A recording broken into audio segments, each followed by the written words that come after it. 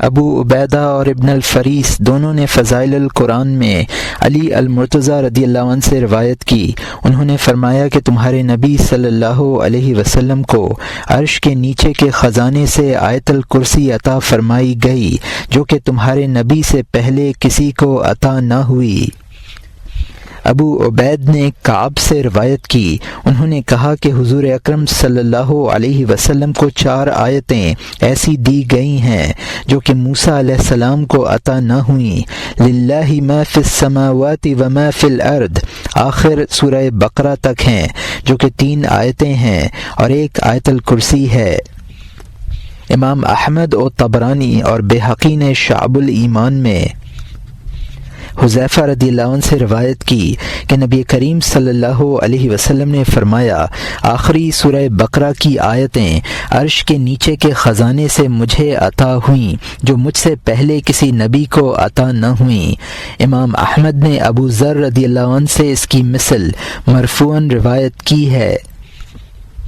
طبرانی نے عقبہ رضی اللہ عنہ بن عامر سے روایت کی، انہوں نے کہا کہ سورہ بقرہ کی آخری 2 آیتوں کو، جو کہ آمن الرسول سے آخر سورت تک ہیں، بار بار پڑھو اور غور و فکر کرو، کیونکہ اللہ تعالی نے محمد مصطفیٰ صلی اللہ علیہ وسلم کو ان کے ساتھ برگزیدہ فرمایا ہے۔ حاکم نے معقل رضی اللہ عنہ بن یسار سے روایت کی، انہوں نے کہا کہ رسول اللہ صلی اللہ علیہ وسلم کو فاتح الکتاب اور سورہ بقرہ کی آخری آیات عرش کے نیچے سے عطا کی گئی ہیں اور وہ مفصل قافلہ ہیں۔ مسلم نے ابن عباس رضی اللہ عنہما سے روایت کی، انہوں نے کہا کہ رسول اللہ صلی اللہ علیہ وسلم کی بارگاہ میں ایک فرشتہ آیا، اس نے کہا، آپ کو 2 ایسے نور کی بشارت ہے جن کو آپ سے پہلے کسی نبی کو نہیں دیا گیا، وہ فاتح الکتاب اور خواتیم سورہ بقرہ ہیں۔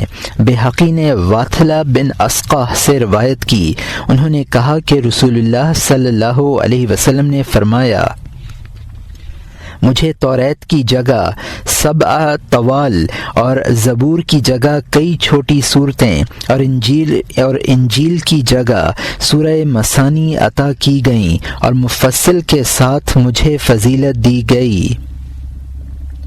ابن جریر اور ابن مردویہ نے ابن عباس رضی اللہ عنہما سے آیت کریمہ وَلَقَدْ آتَيْنَاكَ سَبْعًا مِّنَ الْمَثَانِي کے تحت روایت کی، انہوں نے کہا کہ وہ 7 طویل صورتیں ہیں جو نبی کریم صلی اللہ علیہ وسلم کے سوا کسی کو نہیں دی گئیں، اب موسیٰ علیہ السلام کو ان میں سے 2 دی گئیں۔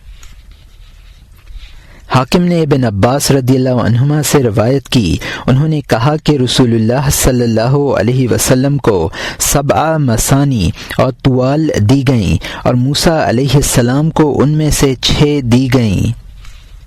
ابن مردویہ نے ابن عباس رضی اللہ عنہما سے ارشاد باری تعالی 7 من المثانی کے تحت روایت کی، انہوں نے کہا کہ وہ 7 طوال ہیں، موسیٰ علیہ السلام کو 6 دی گئیں، جب انہوں نے الواح کو گرایا تو ان میں سے 2 اٹھا لی گئیں اور 4 باقی رہ گئیں۔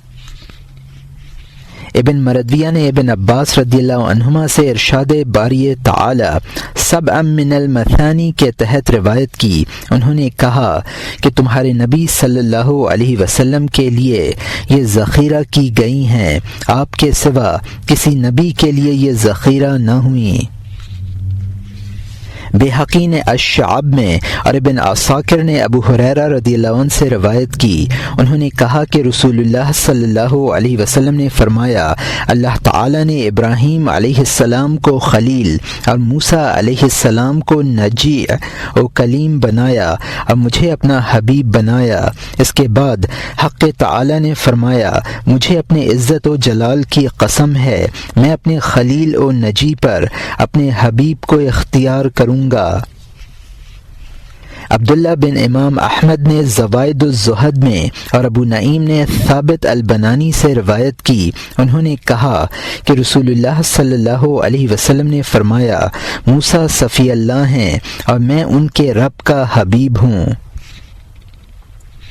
ابو نعیم نے المعرفہ میں عبد الرحمن رضی اللہ عنہ بن غنم سے روایت کی، انہوں نے کہا کہ نبی کریم صلی اللہ علیہ وسلم کے دربار میں مسجد کے اندر بیٹھے ہوئے اچانک ایک بدلی دیکھی۔ اس وقت رسول اللہ صلی اللہ علیہ وسلم نے فرمایا، میرے پاس ایک فرشتے نے آ کر سلام کیا۔ اس نے کہا، میں اپنے رب سے آپ کی بارگاہ میں حاضر ہونے کی برابر اجازت مانگتا رہا، حتیٰ کہ مجھے اس وقت اجازت ملی تو حاضر ہوا۔ میں آپ کو بشارت دیتا ہوں کہ اللہ تعالی کے نزدیک آپ سے زیادہ مکرم کوئی نہیں ہے۔ بیہقی نے ابن مسعود رضی اللہ عنہ سے روایت کی، انہوں نے کہا کہ رسول اللہ صلی اللہ علیہ وسلم روز قیامت بارگاہ الہی میں اکرم الخلق ہوں گے۔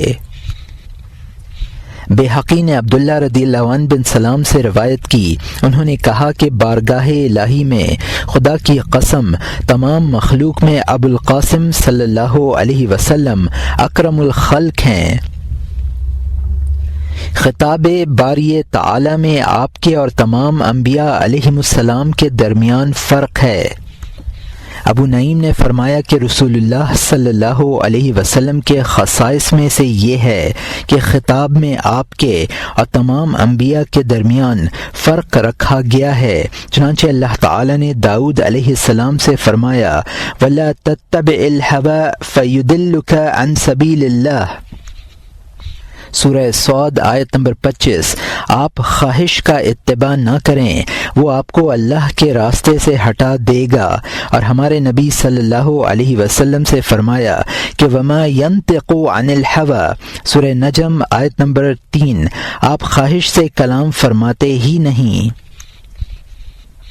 اللہ تعالیٰ نے اس پر قسم یاد فرمانے کے بعد آپ سے خواہش کی تنزیہ و نفی فرمائی ہے، اور حق تعالیٰ نے موسیٰ علیہ السلام کی مدافعت میں فرمایا، فَفَرَرْتُ مِنْكُمْ لَمَّا خِفْتُكُمْ، الشعراء آیت نمبر 21۔ اور ہمارے نبی صلی اللہ علیہ وسلم کی مدافعت میں فرمایا، وَإِذْ يَمْكُرُ بِكَ الَّذِينَ كَفَرُوا، سورہ الانفال آیت نمبر 30۔ اور آپ کے نکلنے اور ہجرت کرنے کو احسن عبارات کے ساتھ کنایہ فرمایا۔ اسی طرح اپنے قول میں اخراج کو آپ کے دشمنوں کی طرف منسوب فرمایا۔ ارشاد ہے، اِذْ أَخْرَجَهُ الَّذِينَ كَفَرُوا مِنْ قَرْيَتِكَ الَّتِي أَخْرَجَتْكَ، اور آپ کے چلے جانے کا ذکر نہیں فرمایا جس میں یک گو ناسبکی ہے۔ انتہا۔ حضور صلی اللہ علیہ وسلم کے روبرو سرگوشی پر صدقہ کا حکم۔ ابو نعیم نے فرمایا، آپ کے خصائص میں سے یہ ہے کہ اللہ تعالیٰ نے اس شخص پر جس نے آپ سے سرگوشی کی یہ فرض کیا کہ وہ اپنی سرگوشی کے روبرو صدقہ کو پیش کرے، حالانکہ آپ سے پہلے کسی نبی کے لیے یہ فرض نہیں کیا گیا۔ ارشاد باری ہے، یا ایھا الذین آمنوا اذا ناجیتم الرسول فقدموا بین یدی نجواکم صدقہ، الآیہ۔ اے ایمان والو، جب تم رسول اللہ صلی اللہ علیہ وسلم کے ساتھ تنہائی میں بات کرنا چاہو تو سرگوشی سے پہلے صدقہ دیا کرو۔ ابن ابی حاتم نے ابن عباس رضی اللہ عنہما سے آیت کریمہ کے تحت روایت کی، انہوں نے کہا، رسول اللہ صلی اللہ علیہ وسلم سے مسلمانوں نے بکثرت مسائل دریافت کیے، یہاں تک کہ اس پر آپ کو مشقت اٹھانی پڑی تو اللہ تعالی نے اپنے نبی صلی اللہ علیہ وسلم سے اسے کم کرنے کا ارادہ فرمایا، جبکہ یہ ارشاد فرمایا کہ بہت سے لوگوں نے بخل کیا اور مسئلے کے دریافت کرنے میں باز رہے۔ اس کے بعد اللہ تعالی نے اشفقتم آخر آیت تک نازل فرمائی۔ اللہ تعالی نے مسلمانوں پر وسعت رکھی اور ان پر تنگی نہیں فرمائی۔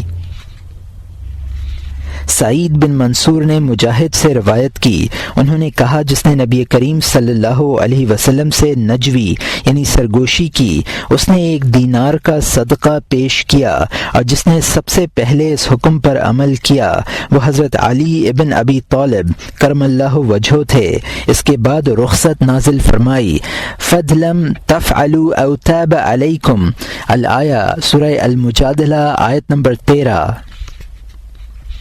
ابو نعیم نے فرمایا رسول اللہ صلی اللہ علیہ وسلم کے خصائص میں سے یہ ہے کہ اللہ تعالی نے تمام عالم پر آپ کی اطاعت کو مطلق فرض کیا ہے، اس فرضیت میں نہ کوئی شرط ہے اور نہ کوئی استثناء۔ چنانچہ ارشاد باری تعالی ہے وما آتاکم الرسول فخذوہ وما نہاکم عنہ فانتہوا، سورہ الحشر آیت نمبر 7۔ یہ رسول جو تمہیں دیں اس پر عمل کرو اور جس سے تمہیں منع فرمائیں باز رہو، اور فرمایا ومن یطع الرسول فقد اطاع اللہ، سورہ النساء آیت نمبر 80۔ جس نے رسول صلی اللہ علیہ وسلم کی اطاعت کی بلا شبہ اس نے اللہ کی اطاعت کی۔ اللہ تعالی نے مطلق آپ کے قول و فعل کی پیروی کو بغیر استثناء کے لوگوں پر واجب کیا ہے۔ مزید فرمایا کہ لقد کان لکم فی رسول اللہ اسوۃ حسنہ، یقیناً تمہارے لیے اللہ کے رسول صلی اللہ علیہ وسلم کی اطاعت میں اسوۂ حسنہ ہے، سورہ الاحزاب کی آیت نمبر 21۔ اور اللہ تعالیٰ نے اپنے خلیل علیہ السلام کی اقتداء میں استثناء فرمایا، چنانچہ ارشاد ہوا لقد كان لكم أسوة حسنة في إبراهيم إلى قوله تعالى إلى قول إبراهيم لنبيه۔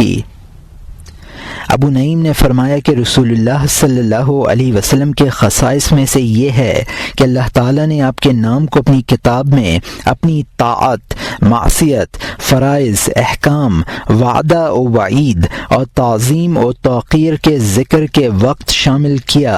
چنانچہ اللہ تعالیٰ نے فرمایا وَأَطِیعُوا اللَّهَ وَأَطِیعُوا الرَّسُولَ، سورہ المائدہ آیت نمبر 92۔ اللہ کی اطاعت کرو اور رسول کی اطاعت کرو، اور فرمایا وَأَطِیعُوا اللَّهَ وَرَسُولَهُ إِن كُنتُم مُؤْمِنِینَ، اور اللہ اور اس کے رسول صلی اللہ علیہ وسلم کی اطاعت کرو اگر تم مومن ہو، اور فرمایا وَيُطِیعُونَ اللَّهَ وَرَسُولَهُ، مسلمان اللہ اور اس کے رسول کی اطاعت کریں۔ فرمایا انما المؤمنون الذین آمنوا باللہ ورسولہ، وہی لوگ مومن ہیں جو اللہ اور اس کے رسول صلی اللہ علیہ وسلم پر ایمان لائے۔ فرمایا براءۃ من اللہ ورسولہ، سورہ التوبہ آیت نمبر 1۔ اللہ تعالی اور اس کا رسول صلی اللہ علیہ وسلم بری ہے۔ فرمایا وَأَذَانٌ مِّنَ اللَّهِ وَرَسُولِهِ، سورہ توبہ آیت نمبر 3۔ اللہ اور اس کے رسول صلی اللہ علیہ وسلم کی جانب سے اجازت و اعلان ہے۔ فرمایا استجیبوا للہ وللرسول، سورہ انفال آیت نمبر 24۔ اللہ اور اس کے رسول صلی اللہ علیہ وسلم کی پکار کو مانو۔ فرمایا ومن یعص اللہ ورسولہ، سورہ احزاب آیت نمبر 36۔ جس نے اللہ اور اس کے رسول کی معصیت کی، فرمایا شاق اللہ ورسولہ، سورہ انفال آیت نمبر 13۔ اور اس کے رسول کو لوگوں نے مشقت میں ڈالا۔ فرمایا من یحادد اللہ ورسولہ، سورہ التوبہ آیت نمبر 63۔ جس نے اللہ اور اس کے رسول سے جنگ کی، فرمایا ولم یتخذوا من دون اللہ ولا رسولہ، سورہ توبہ آیت نمبر 16۔ اور ان لوگوں نے نہ تو اللہ کے سوا کسی کو ٹھہرایا اور نہ اس کے رسول صلی اللہ علیہ وسلم کے سوا۔ فرمایا یحاربون اللہ ورسولہ، سورہ مائدہ آیت نمبر 33۔ وہ لوگ اللہ اور اس کے رسول سے جنگ کرتے ہیں۔ فرمایا ما حرم اللہ ورسولہ، سورہ توبہ آیت نمبر 29۔ جو چیز اللہ اور اس کے رسول صلی اللہ علیہ وسلم نے حرام کر دی، فرمایا قل الانفال للہ والرسول، سورہ انفال آیت نمبر 1۔ مال غنیمت اللہ اور اس کے رسول کے لیے ہے۔ فرمایا فإن للہ خمسہ وللرسول، سورہ انفال آیت نمبر 41۔ بے شک اللہ کے اس کا 5واں حصہ ہے اور رسول کے لیے۔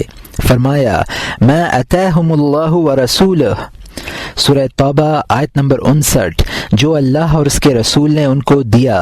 فرمایا سیؤتینا للہ من فضلہ ورسولہ سورہ توبہ آیت نمبر 59۔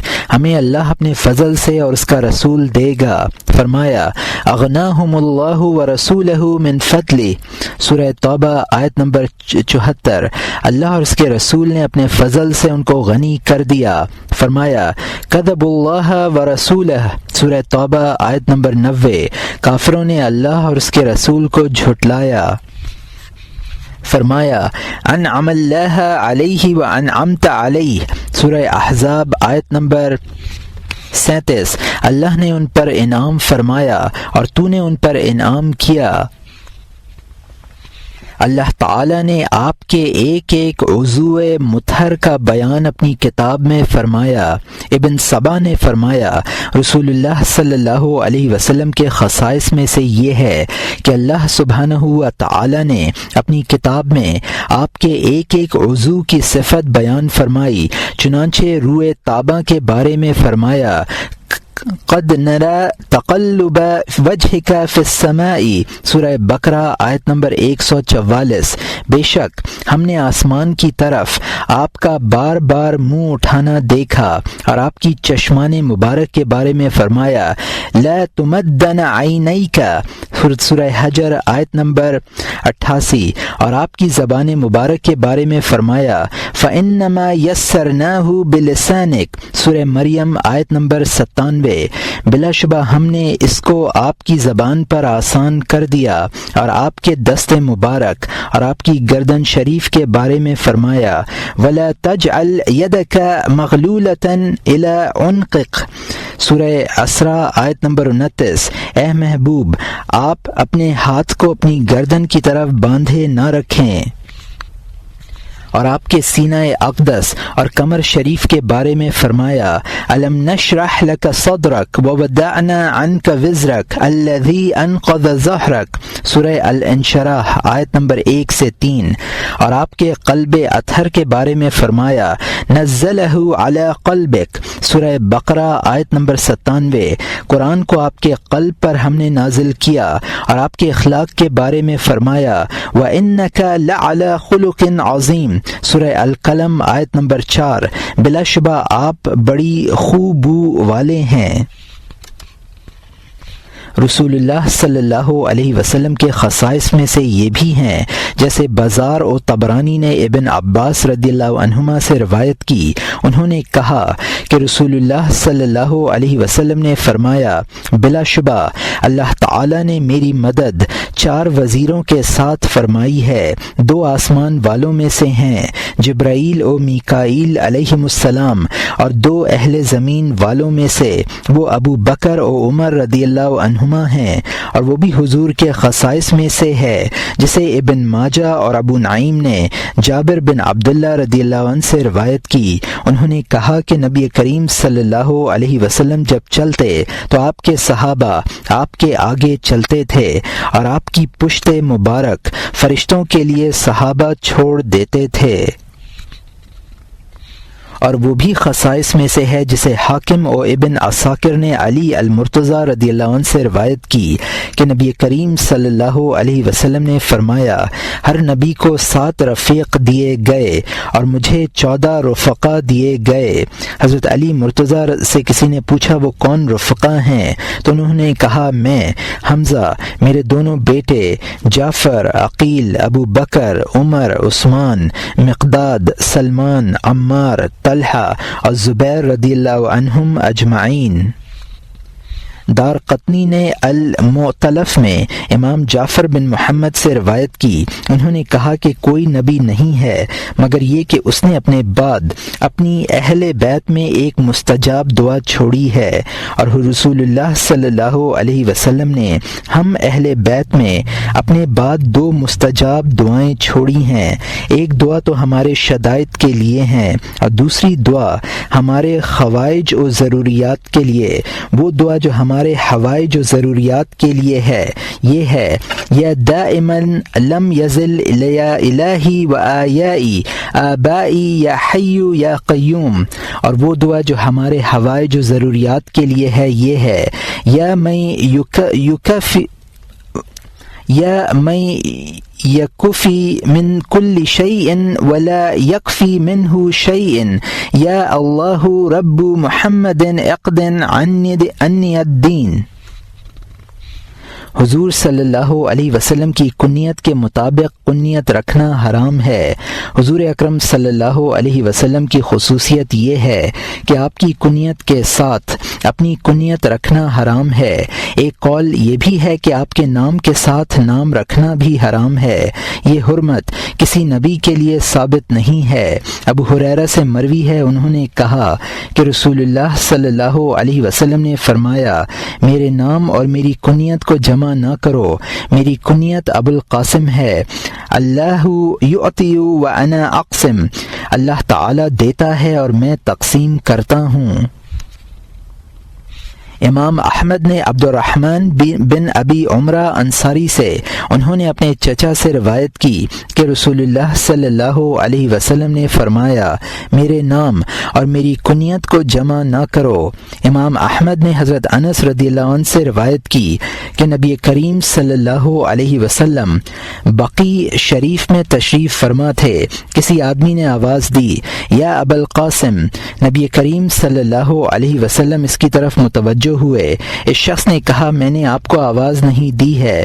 اس وقت آپ نے فرمایا، میرے نام کے ساتھ نام رکھو مگر میری کنیت کے ساتھ کنیت نہ رکھو۔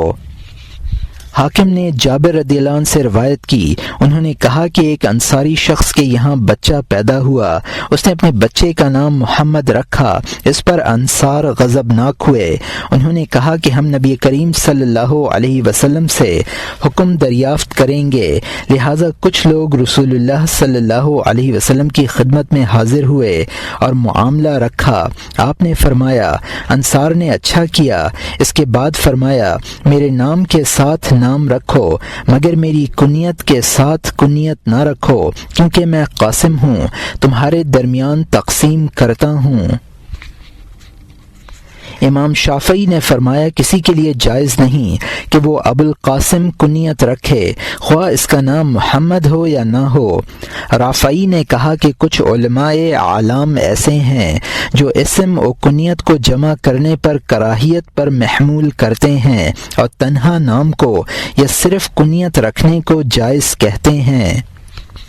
امام مالک رحمۃ اللہ علیہ کا مذہب حضور کے بعد کنیت رکھنے کے جواز میں ہے اور ممانعت حضور کی حیات کے ساتھ مختص ہے، کیونکہ وہ مفہوم جو کسی کے پکارنے سے حضور کے متوجہ ہونے پر ایذا ہوتی تھی زائل ہو گیا ہے، آپ کے بعد یہ گمان مفقود ہے۔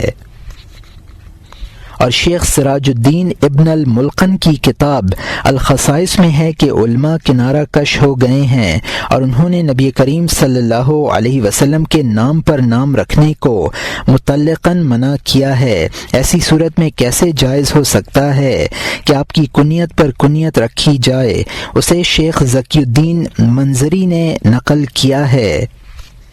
امام جلال الدین سیوطی رحمۃ اللہ علیہ فرماتے ہیں کہ ابن سعد نے ابو بکر بن محمد بن عمر بن حزم سے روایت کی ہے کہ حضرت عمر بن الخطاب رضی اللہ عنہ نے ان تمام بچوں کو جمع کیا جن کا نام نبی کریم صلی اللہ علیہ وسلم کے نام پر تھا، اور ان سب کو ایک گھر میں بند کر دیا تاکہ ان سب کے نام بدل دیے جائیں، لیکن بچوں کے والدین نے حضرت عمر رضی اللہ عنہ کے سامنے شہادت پیش کی کہ نبی کریم صلی اللہ علیہ وسلم نے عام طور پر بچوں کے نام اپنے نام پر رکھے ہیں۔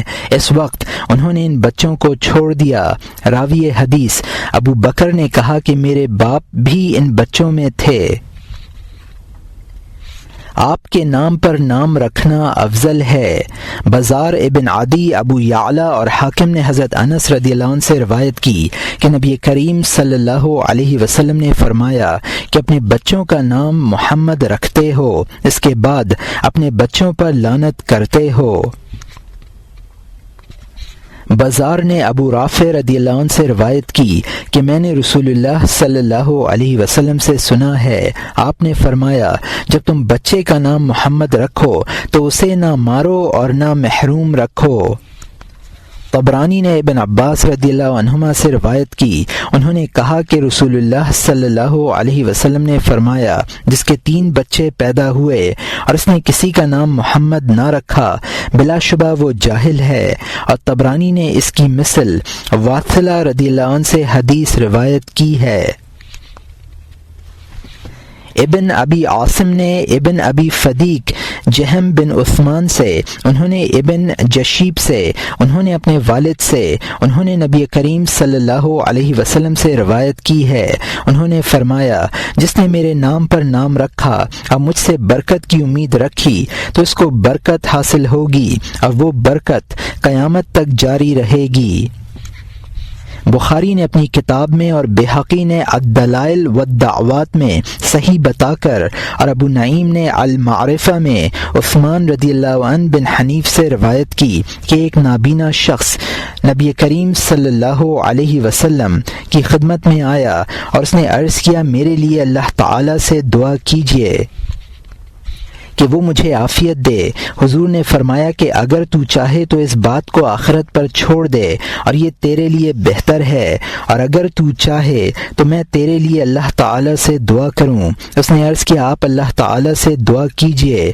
حضور نے حکم دیا کہ خوب اچھی طرح وضو کر کے 2 رکعت نماز پڑھو اور یہ دعا پڑھو، اللہم انی اسألک و اتوجہ الیک بنبیک محمد صلی اللہ علیہ وسلم نبی الرحمہ، یا محمد انی اتوجہ بک الی ربی فی حاجتی هذه لیقضیہا لی، اللہم شفعہ فی۔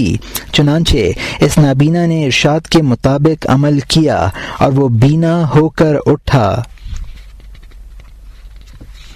بحقی و ابو نعیم نے المعرفہ میں ابو امامہ رضی اللہ عنہ بن سہل بن حنیف سے روایت کی کہ ایک شخص نے حضرت عثمان بن عفان رضی اللہ عنہ کے پاس کسی حاجت سے آتا جاتا تھا اور حضرت عثمان رضی اللہ عنہ اس کی طرف متوجہ نہ ہوتے تھے اور اس کی حاجت کی طرف نظر نہ فرماتے تھے، تو وہ شخص عثمان رضی اللہ عنہ بن حنیف سے ملا اور ان سے شکایت کی۔ عثمان رضی اللہ عنہ بن حنیف نے کہا، آفتابہ لاؤ اور وضو کرو، اس کے بعد مسجد میں آ کر 2 رکعت نماز پڑھو، پھر یہ دعا مانگو، اللہم انی اسألک و اتوجہ الیک بنبیک محمد صلی اللہ علیہ وسلم نبی الرحمہ، یا محمد انی اتوجہ بک الی ربی فیقضی حاجتی۔ یہ دعا پڑھ کر حضرت عثمان رضی اللہ عنہ کے پاس جاؤ اور اپنی ضرورت کی بات کرو۔ تو وہ شخص گیا اور اس نے یہ عمل پڑھا۔ اس کے بعد وہ شخص حضرت عثمان رضی اللہ عنہ بن عفان کے دروازے پر آیا اور دربان نے اس کا ہاتھ تھاما اور حضرت عثمان رضی اللہ عنہ بن عفان کے پاس لے گیا۔ حضرت عثمان رضی اللہ عنہ نے اس کو اپنے پاس چٹائی پر بٹھایا اور فرمایا، بتاؤ تمہاری کیا حاجت ہے۔ اس کے بعد وہ شخص ان کے پاس سے عثمان بن حنیف کے پاس پہنچا اور ان سے کہا، اللہ تعالیٰ آپ کو جزائے خیر دے جو کہ آپ نے میری حاجت میں رہنمائی فرمائی اور حضرت عثمان رضی اللہ عنہ نے میری حالت پر غور کیا، اور اس سے پہلے وہ میری طرف متوجہ ہی نہ ہوتے تھے، یہاں تک کہ اب نوبت آئی کہ انہوں نے مجھ سے گفتگو کی۔ عثمان رضی اللہ عنہ بن حنیف نے کہا، تم نے کیا بات کہی ہے؟ میں نے تو نبی کریم صلی اللہ علیہ وسلم کو دیکھا ہے کہ آپ کے پاس ایک نابینا آیا اور اس نے اپنی بصارت جانے کی حضور صلی اللہ علیہ وسلم سے شکایت کی۔ حضور صلی اللہ علیہ وسلم نے اس سے فرمایا، کیا تو صبر کر سکتا ہے؟ اس نے کہا، یا رسول اللہ نہیں، مجھے کوئی لے کر چلنے والا نہیں ہے اور یہ بات مجھ پر بہت دشوار ہے۔ حضور صلی اللہ علیہ وسلم نے فرمایا، آفتابہ لاؤ اور وضو کرو اور 2 رکعت نماز پڑھ کر یہ دعا مانگو، اللہم انی اسألک و اتوجہ الیک بنبیک محمد صلی اللہ علیہ وسلم نبی الرحمہ، یا محمد انی اتوجہ بک الی ربی فیجلی لا بصری، اللہم شفعہ فی و شفعنی فی نفسی۔ عثمان بن حنیف نے کہا، خدا کی قسم ہم ابھی گئے نہ تھے کہ وہ شخص آیا اور اسے نابینائی کی شکایت نہ تھی۔ شیخ عز الدین ابن عبدالسلام نے فرمایا کہ ممکن ہے یہ قسم دنیا نبی کریم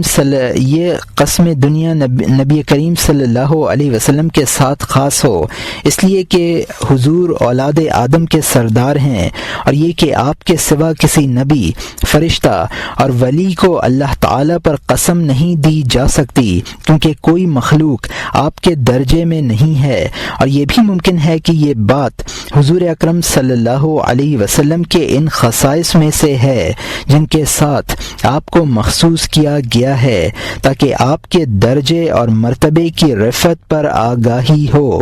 انتہی۔ حضور رسالت مآب صلی اللہ علیہ وسلم کے دیگر خصائص شریفہ۔ ماوردی نے اپنی تفسیر میں کہا کہ ابن ابو ہریرہ نے فرمایا کہ رسول اللہ صلی اللہ علیہ وسلم کی یہ شان تھی کہ آپ پر خطا کا اطلاق جائز نہیں ہے، اور آپ کے سوا دیگر انبیاء پر اس کا اطلاق جائز تھا، اس لیے کہ آپ خاتم النبیین ہیں اور آپ کے بعد کوئی نبی نہیں ہے جو آپ کی خطا کو جانے، بخلاف دیگر انبیاء علیہم السلام کے۔ اسی وجہ سے اللہ تعالی نے آپ کو خطا سے معصوم و محفوظ رکھا۔ امام شافعی نے فرمایا حق الامر یہ ہے کہ حضور صلی اللہ علیہ وسلم کے اجتہاد میں خطا تھی ہی نہیں۔ آپ کی یہ خصوصیت کہ آپ کی صاحبزادیاں اور آپ کی ازواج مطہرات تمام جہان کی عورتوں پر فضیلت رکھتی ہیں، اور آپ کی ازواج کا ثواب و عقاب دونا ہے۔ اللہ تعالی نے فرمایا یا نساء النبی لستن کاحد من النساء، سورہ الاحزاب آیت نمبر 32۔ اے نبی کی بیویوں، تم دیگر عورتوں کی مانند نہیں ہو۔ اور حق تعالی نے فرمایا یا نساء النبی من یاتی منکن الآیتین۔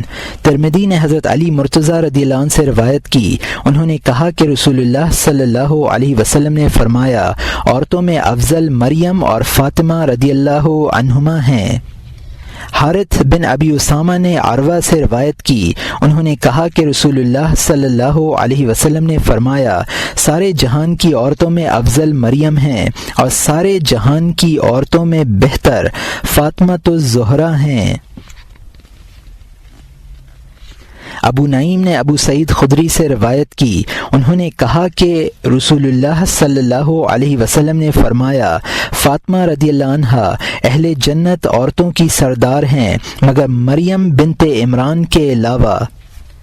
ابو نعیم نے حضرت علی المرتضیٰ رضی اللہ عنہ سے روایت کی کہ نبی کریم صلی اللہ علیہ وسلم نے فرمایا اے فاطمہ، اللہ تعالی تمہارے غضب کے سبب غضب کرتا ہے اور تمہاری رضا کے سبب خوش ہوتا ہے۔ ابو نعیم نے ابن مسعود رضی اللہ عنہ سے روایت کی، انہوں نے کہا کہ رسول اللہ صلی اللہ علیہ وسلم نے فرمایا اے فاطمہ، پارسائی کی زندگی اختیار کرو، کیونکہ اللہ تعالی نے ان پر اور ان کی اولاد پر جہنم کو حرام کر دیا ہے۔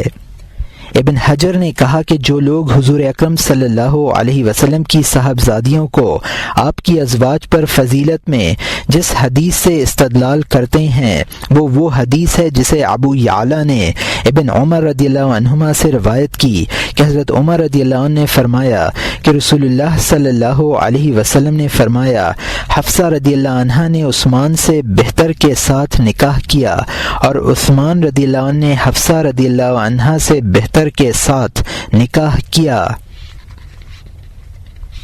طبرانی نے ابو امامہ رضی اللہ عنہ سے روایت کی، انہوں نے کہا کہ رسول اللہ صلی اللہ علیہ وسلم نے فرمایا 4 گروہ ہیں جن کو دونا اجر دیا جائے گا، ان میں سے ایک گروہ ازواج رسول اللہ صلی اللہ علیہ وسلم ہیں، آخر حدیث تک۔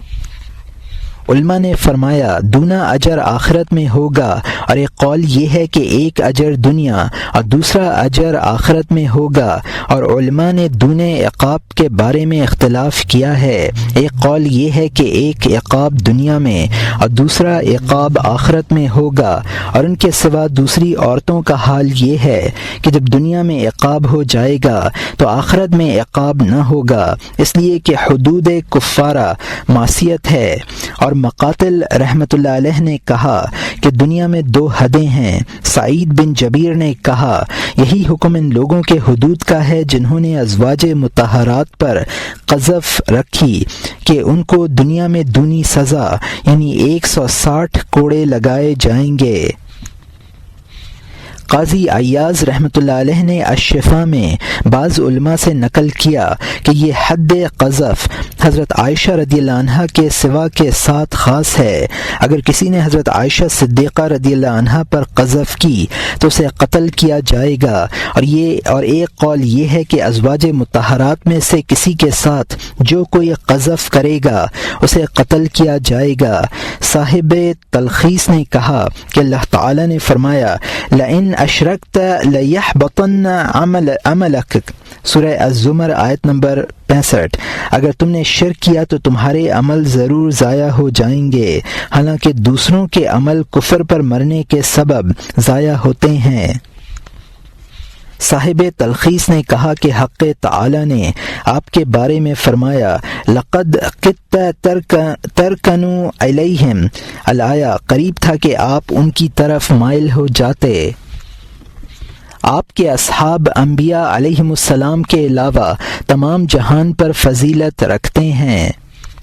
ابن جریر نے کتاب السنہ میں جابر بن عبداللہ سے روایت کی، انہوں نے کہا کہ رسول اللہ صلی اللہ علیہ وسلم نے فرمایا کہ اللہ تعالی نے میرے صحابہ کو تمام جہان والوں پر انبیاء و مرسلین کے سوا فضیلت دی ہے، اور میرے اصحاب میں سے 4 کو برگزیدہ کیا ہے، وہ حضرت ابو بکر و عمر و عثمان و علی رضی اللہ عنہم ہیں، اور ان 4 کو میرے صحابہ میں افضل کیا، درا حال یہ کہ میرے تمام صحابہ میں خیر رکھی ہے، اور میری امت کو تمام امتوں پر برگزیدگی دی ہے، اور میری امت کے 4 قرنوں کو شرف عطا کیا، قرن اول، قرن دوم اور قرن سوم مسلسل ہیں، اور قرن چہارم منفرد اکیلا ہے۔ جمہور نے فرمایا کہ تمام صحابہ اپنے تمام بعد والوں سے افضل ہیں، اگرچہ علم و عمل میں بعد والوں نے ترقی کی ہو۔ آپ کی یہ خصوصیت کہ آپ کے دونوں شہر تمام شہروں سے افضل ہیں، اور یہ کہ دجال و طاعون آپ کے دونوں شہر میں داخل نہ ہوں گے، اور یہ کہ آپ کی مسجد تمام مسجدوں میں افضل ہے۔ وہ بقائے نور جہاں آپ آرام فرما ہیں افضل البقا ہے۔ امام احمد نے عبداللہ بن زبیر رضی اللہ عنہ سے روایت کی، انہوں نے کہا کہ رسول اللہ صلی اللہ علیہ وسلم نے فرمایا میری اس مسجد میں نماز پڑھنا اس کے سوا کی مسجد سے بجز مسجد حرام کے 1000 درجہ افضل ہے، اور مسجد حرام میں نماز پڑھنا میری اس مسجد میں نماز پڑھنے سے ایسا ہے گویا 100 نمازیں پڑھیں۔ ترمذی نے عبداللہ بن عدی سے روایت کی کہ رسول اللہ صلی اللہ علیہ وسلم نے فرمایا خدا کی قسم یقیناً شہر مکہ ایسا ہے کہ اللہ تعالیٰ کی تمام زمینوں سے اچھا ہے، اور اللہ تعالیٰ کو سب سے زیادہ تجھی سے پیار ہے۔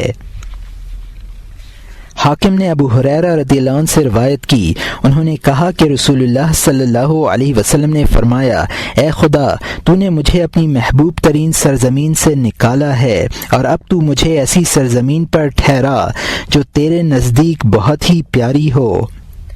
امام احمد نے ابو ہریرہ رضی اللہ عنہ سے روایت کی، انہوں نے کہا کہ رسول اللہ صلی اللہ علیہ وسلم نے فرمایا کہ مدینہ طیبہ اور مکہ مکرمہ دونوں کی فرشتے حفاظت کرتے ہیں، اور ان کے ہر راستے پر فرشتہ مقرر ہے جو ان میں نہ طاعون کو داخل ہونے دیتا ہے اور نہ دجال کو۔ علماء اعلام نے فرمایا کہ شہر مکہ و مدینہ کے درمیان افضلیت میں رسول اللہ صلی اللہ علیہ وسلم کے قبر انور کے سوا اختلاف رکھتے ہیں، لیکن حضور اکرم صلی اللہ علیہ وسلم کا روضہ مبارکہ بالاجماع افضل البقاء ہے، بلکہ کعبہ سے بھی افضل ہے۔ ابن عقیل حنبلی نے ذکر کیا کہ وہ عرش سے بھی افضل ہے۔ سرکار دو عالم صلی اللہ علیہ وسلم نے فرمایا کہ مجھے 4 باتوں کے ساتھ فضیلت دی گئی ہے: طبرانی نے ابو دردہ رضی اللہ عنہ سے روایت کی کہ رسول اللہ صلی اللہ علیہ وسلم نے فرمایا کہ مجھے 4 باتوں کے ساتھ فضیلت دی گئی ہے۔ میں اور میری امت نمازوں میں اس طرح صفیں باندھتی ہیں جس طرح فرشتے صفیں باندھتے ہیں، اور پاک مٹی میرے لیے پاک کرنے والی بنی، اور میرے لیے تمام زمین سجدہ گاہ ہوئی، اور میرے لیے غنائم کو حلال کیا گیا۔ حلیمی نے فرمایا استدلال کیا جاتا ہے کہ وضو کرنا اس امت کے خصائص میں سے ہے، اس لیے کہ حدیث صحیحین میں مروی ہے کہ میری امت روز قیامت اس حال میں بلائی جائے گی کہ ان کے آثار وضو یعنی ہاتھ، پاؤں اور چہرے روشن و تابہ ہوں گے۔ حلیمی کے اس استدلال کو اس طرح رد کیا جاتا ہے کہ غرا و تمجیل جس امر کے ساتھ مختص ہے وہ اصل وضو نہیں ہے، اور یہ کیسے ہو سکتا ہے جبکہ حدیث میں آیا ہے کہ میرا یہ وضو ان انبیاء کا وضو ہے جو مجھ سے پہلے گزرے ہیں۔ اس رد کے جواب میں حافظ ابن حجر نے فرمایا کہ یہ حدیث ضعیف ہے، اور بر تقدیر ثبوت ممکن ہے کہ وضو کرنا انبیاء علیہم السلام کے خصائص میں سے ہو، نہ کہ ان کی امتوں کے لیے، مگر اس امت کے خصائص میں سے وضو کرنا ہے۔ علامہ سیوطی رحمۃ اللہ علیہ نے فرمایا کہ اس احتمال کی تائید اور روایت کرتی ہے جو توریت و انجیل ہیں آپ کے ذکر ہونے کے باب میں گزر چکی ہیں۔ اس روایت میں ہے کہ حضور اکرم صلی اللہ علیہ وسلم کی امت کی صفات میں سے ہے کہ وہ اطراف کا وضو کریں گے۔ اس روایت کو ابو نعیم نے ابن مسعود رضی اللہ عنہ سے نقل کیا۔ دارمی نے کعب احبار سے اور بحقی نے وہب سے روایت کی ہے کہ امت محمدیہ پر فرض کیا گیا ہے کہ وہ ہر نماز میں وضو کیا کریں جس طرح کے انبیاء علیہم السلام پر فرض کیا گیا تھا۔ علامہ سیوطی فرماتے ہیں کہ میں نے دیکھا ہے کہ طبرانی نے اوسط میں سند کے ساتھ جس میں ابن لہیعہ ہے بریدہ رضی اللہ عنہ سے روایت کی، انہوں نے کہا کہ رسول اللہ صلی اللہ علیہ وسلم نے آفتابہ طلب فرمایا اور ایک بار اعضاء کو دھویا اور فرمایا یہ وضو ان امتوں کا ہے جو تم سے پہلے گزری ہیں۔ پھر حضور نے 3 بار اعضاء کو دھویا اور فرمایا یہ میرا وضو ہے اور میرے امتیوں کا وضو ہے۔ اس روایت میں صراحت ہے کہ وضو کرنا گزشتہ امتوں کے لیے بھی تھا، پھر اس میں ان کے مقابلے میں ہمارے لیے جو خصوصیت ہے وہ 3 بار اعضاء کا دھونا ہے، جبکہ دوسرے نبیوں کے لیے صرف 1 مرتبہ تھا۔